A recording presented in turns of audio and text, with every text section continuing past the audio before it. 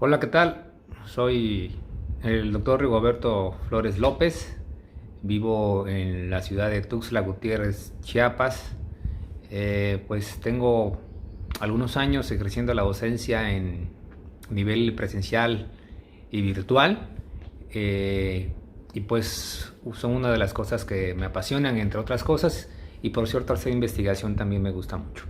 Entonces, en este pequeño video les voy pues es un ejemplo de cómo podrá ser el anteproyecto, una breve presentación como lo acabo de hacer y enseguida pues hablar de los temas principales, pues poner en contextualización de qué se trata todo lo que hicieron, cómo lo aplicaron, cuál fue su muestra, cuál fue su metodología y como dicen las instrucciones con evidencias, ¿no? Entonces, pues voy a empezar hablando sobre que pues el anteproyecto que yo puse en práctica es sobre los derechos humanos y la diversidad cultural. Lo realicé en la colonia, en el fraccionamiento La Salle, ubicado también en la misma ciudad de Tuxtla Gutiérrez, Chiapas. ¿Por qué? Porque nos dimos cuenta, o me di cuenta, que pues poco se conoce en ese fraccionamiento sobre la diversidad cultural y los derechos humanos. Y pues me di a la tarea de hacer un cuestionario para que me contestaran una muestra de aproximadamente 85 personas.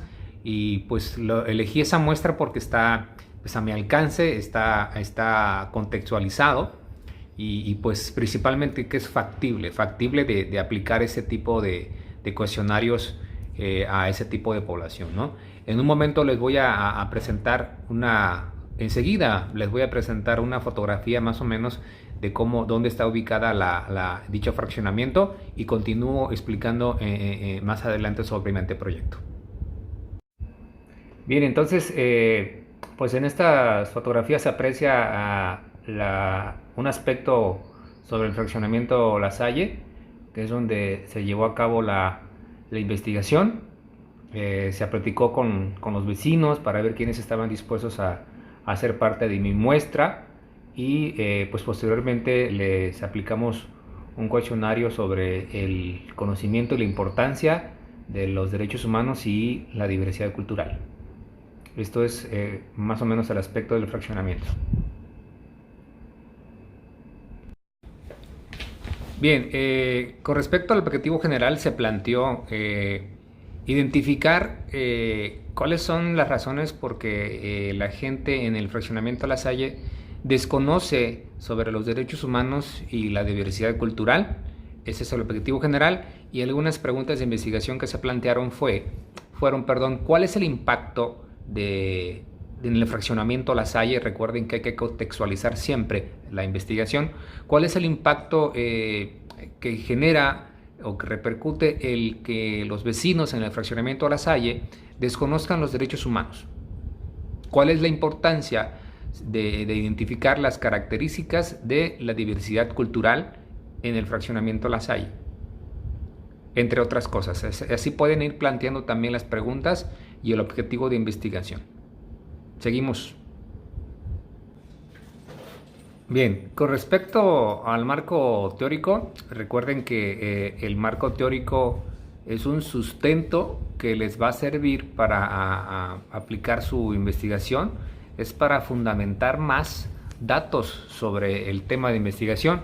Si estamos hablando de la diversidad cultural y los derechos humanos, tendríamos que averiguar sobre estos temas que ya hicimos en actividades pasadas y parafrasear a autores que opinen o incluso algunos investigadores que hayan hecho un tema similar. Es decir, parafrasear significa leer una lectura y expresarla con nuestras propias palabras. Obviamente recuerden que siempre deben de citar quién fue el autor de estas palabras. Ya vimos un ejemplo en otra sesión síncrona que vimos. De lo contrario, eso se llama plagio y no es correcto que se haga eso.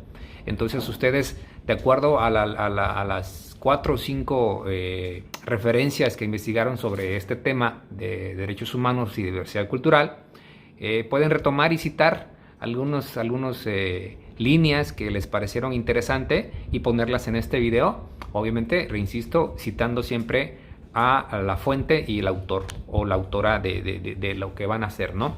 Bien, por otra parte, en el marco metodológico me parece que es donde queda un poco más claro este tema. Aquí tenemos prácticamente que definir si va a ser bajo una metodología cualitativa, bajo una metodología cuantitativa, o incluso seguramente más adelante en módulos posteriores van a ver que podemos combinar ambas metodologías para hacer un enfoque mixto. Y por supuesto que de las dos metodologías cuantitativas o cualitativas, la mejor es la metodología mixta. Aunque se vuelve un poco más complejo, requiere un poco más de tiempo porque vamos a abarcar las dos grandes características de cada uno de ellos. Por ejemplo, yo puedo hacer que si voy a trabajar bajo una metodología cualitativa, tendría que hacerle una entrevista a alguien para pues saber más, enriquecer más lo que esa persona piensa.